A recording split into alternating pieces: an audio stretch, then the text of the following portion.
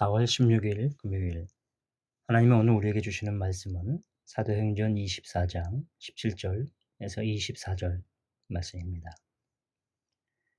여러 해 만에 내가 내 민족을 구제할 것과 제물을 가지고 와서 드리는 중에 내가 결례를 행하였고 모임도 없고 소동도 없이 성전에 있는 것을 그들이 보았나이다.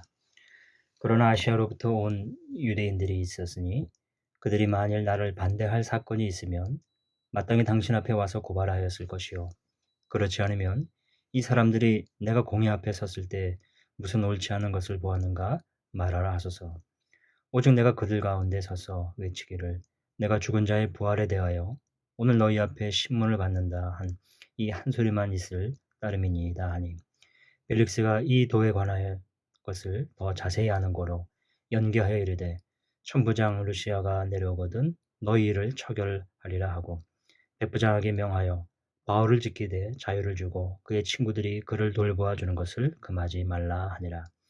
수일 후에 벨릭스가 그 안에 유대 여자 둘루실라와 함께 와서 바울을 불러 그리스도 예수 믿는 도를 듣거늘 바울이 의와 절제와 장차 오는 심판을 강론하니, 벨릭스가 두려워하여 대답하되 지금 가라, 내가 틈이 있으면 너를 부르리라 하고, 동시에 또 바울에게서 돈을 받을까 바라는 고로 더 자주 불러 같이 이야기하더라. 이태가 지난 후 보르기오 베스도가 벨릭스의 소임을 이어받으니 벨릭스가 유대인의 마음을 얻고자 하여 바울을 구류하려 두니라. 오늘 본문을 통해 재판관 앞에서 담대히 전한 복음이라는 제목으로 함께 은혜를 나누고자 합니다. 바울의 설교나 복음 전도에는 특징이 있습니다.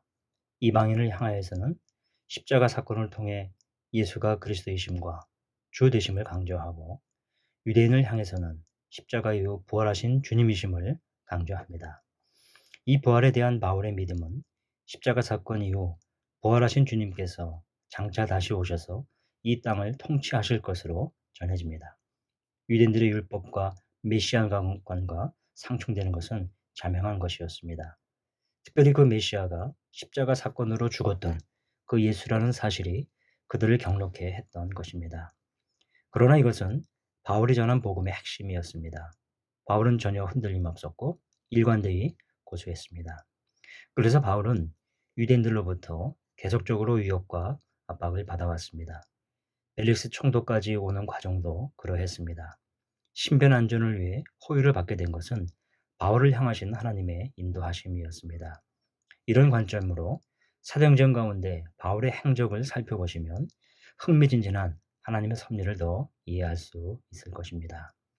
오늘의 본문은 아시아로부터 온 유대인들로부터 당한 소송으로 총독 앞에서 재판을 받게 된 바울이 대변하는 상황입니다. 오늘 본문에서 주목할 것은 벨릭스의 이중적인 모습과 그를 대하는 바울의 자세입니다. 벨릭스는 재판상에서 바울의 변론을 듣고 이미 그가 유대인들로부터 송사받을 이유가 없는 것을 알게 됩니다. 그래서 천부장에게 처결을 넘기고 백부장에게 바울을 지키게 하되 자유권을 부여한 것입니다. 그리고 바울과 별도로 만나며 그의 예수 믿는 도를 듣습니다. 그의 유대인 아내까지 동행하면서 말입니다. 바울은 벨릭스에게 예수 믿는 도 가운데 의와 절제와 장차 오는 심판의 내용을 강론합니다. 25절에 벨릭스가 두려워했다고 언급되는데, 이것은 벨릭스의 잔인한 통치와 부도덕한 사생활에 대한 것과 무관하지 않습니다. 바울은 그러한 것을 염두에 두고 벨릭스에게 직언과 복음을 겸해서 전한 것입니다. 벨릭스는 바울에게서 감동과 두려움을 동시에 가진 것으로 보여집니다. 그의 성향만큼이나 벨릭스는 바울로부터 뇌물을 받고자 했던 것도 또 한 면이기도 했습니다. 그러나 바울이 몰랐을까요? 이런 배경을 염두에 두고 그러한 총독을 대하는 바울의 자세가 주목됩니다. 바울은 벨릭스 총독을 대하는 자세에서도 하나님 앞에서 대응하는 초연함을 유지합니다. 말을 하는 것이나 복음을 전하는 것에서도, 전곡을 찌르는 그 대목에서도 회피하지 않습니다. 앞 사건의 공회에서 대제사장 아나니아를 대하는 것에서도 분명한 그의 의지가 드러납니다. 바울은 헬라인, 유대인, 백부장, 천부장, 심지어 총독과 대제사장, 바울에게는 사람들의 대상이나 지위 고하는 그렇게 중요하지 않았습니다. 그가 사람들을 대할 때 갖는 자세는 동일합니다. 그것은 하나님 앞에서 그들을 향한 자세입니다. 바울의 진정성이라고도 할 수 있을 것입니다. 우리의 직장과 사회생활 영역에서 생각해 보아야 하는 모습이죠. 일상생활에서도, 이 직장과 직업 세계 속에서도, 우리가 거래하는 사람들의 그 관계 속에서도 이렇게 하나님 앞에서 그들을 대하는 자세, 이 진정성 있는 모습이 오늘의 그리스도인들에게, 오늘 여러분 자신이 지녀야 할 모습이기도 합니다. 복음 전하는 것도 그런 맥락에서 벗어나지 않을 것입니다. 그런 진정성 없는 복음 증거는 벽에 부딪히고 비켜갈 수 있습니다. 오늘 말씀을 통해서 누구 앞에서도 그리스도 예수 믿는 도를 전해주는 사람, 진정성 있는 믿음의 사람, 그리스도인으로 삶과 복음을 함께 나눌 수 있는 사람이 되시기를 주의 이름으로 축원합니다. 기도하겠습니다. 은혜로우신 아버지 하나님, 바울 되게 하신 하나님께서 저를 저에게 그리스도의 사람으로 믿음의 선한 길을 가게 해 주시옵소서. 복음이 필요한 사람과 그 관계 속에서 지휘 고하에 너무 집착하지 않으며 담대하게 풀어 전할 수 있게 주님 인도하여 주시옵소서.